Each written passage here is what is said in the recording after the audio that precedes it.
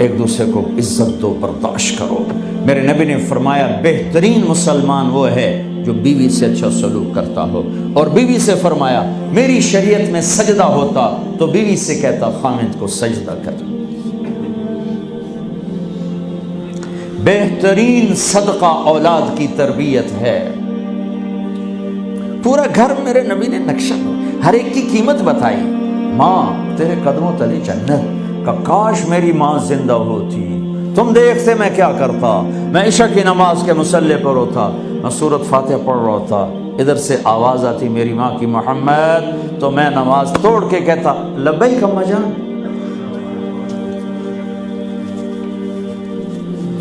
باپ کا تیرے جنت کا دروازہ ہے، باپ تیری جنت کا دروازہ ہے، کھولنا توڑنا نہیں، کھولنا توڑنا نہیں،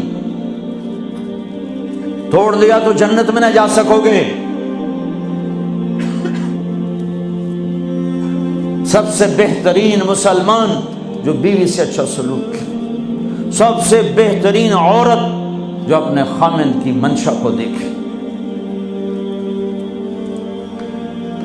پھر آپ نے ایک عجب بات فرمائی جو معاشرے میں بہت بوجھ بنتا ہے جس کا، ہاں بھائی تمہیں ایسا صدقہ بتاؤں جس سے بڑھ کے کوئی صدقہ نہیں، تمہیں ایسا صدقہ بتاؤں جس سے بڑھ کے کوئی صدقہ نہیں۔ انہوں نے کہا جی کیا؟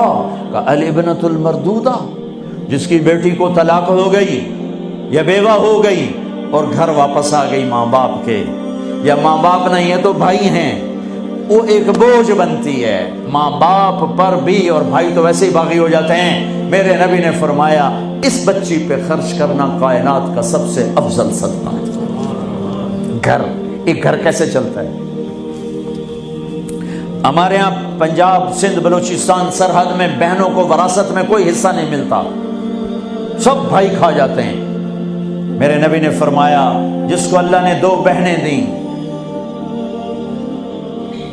اس نے ان کا حق ادا کیا، شادی کی حق ادا کیا۔ ماں باپ کی وراثت میں سے ہوتا ہے، اگر میں نے کو خود کمایا ہے اس میں بہنوں کا حق نہیں، ماں باپ سے اگر 1 روپیہ بھی آیا ہے تقسیم کیا جائے گا۔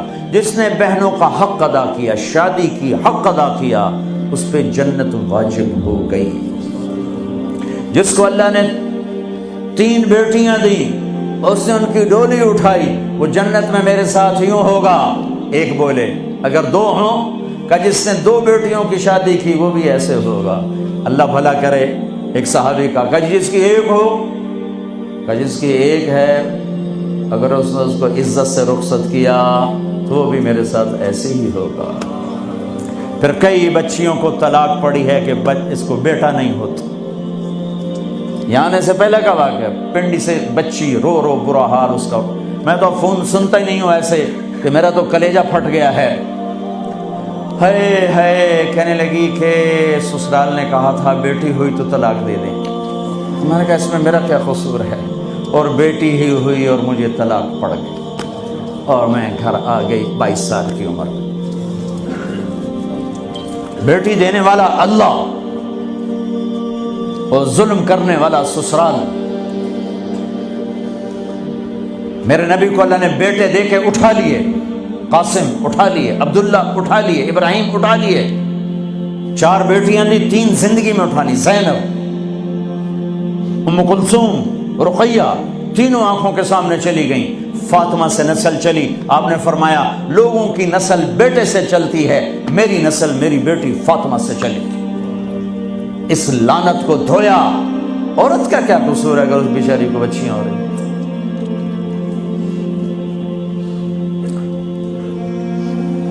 جس نے اپنی بہنوں کو حق ادا کیا، جس نے بیٹیوں کو ڈولے میں بٹھایا، ان کا حق ادا کیا، کہ جنت میں یوں ہو جائے گا۔ بہنوں کو دینا اتنا ضروری ہے، حرام ہو جاتی ہے روٹی۔ میں نے مولانا جمشید صاحب میرے استاد ہیں، میں نے ان سے تفسیر پڑھی۔ میں ایک دن شہد کی بوتل لے کر گیا، پرانی بات ہے 76-77۔ میں نے کہا حضرت یہ ہدیہ ہے۔ فرمایا کہاں سے لائے ہو؟ کہ میرے اپنے باپ کا ہے۔ فرمایا تیرے باپ نے اپنی بہنوں کو، تیرے باپ نے اپنی بہن یعنی میری پھوپھیوں کو، تیرے باپ نے اپنی بہنوں کو زمین میں سے حصہ دیا تھا؟ یہ سوال کیوں کیا؟ 10 روپے کی شہد کی بوتل تھی اس وقت، کہ اگر دیا تھا تو یہ میں لے لوں گا، اگر نہیں دیا تو پھر یہ حرام ہے، میں نہیں لوں گا، یہ مطلب